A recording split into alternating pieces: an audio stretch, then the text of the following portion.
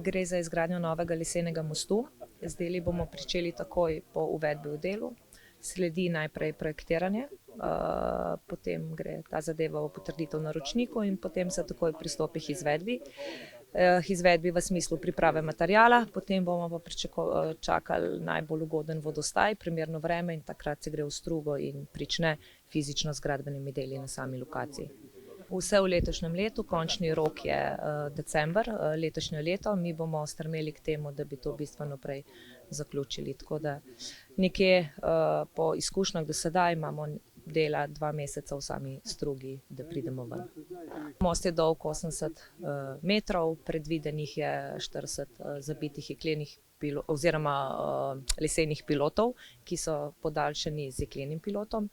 Pa nekje poraba lesa, spodnji in zgornji del konstrukcije okoli 100 kubikov.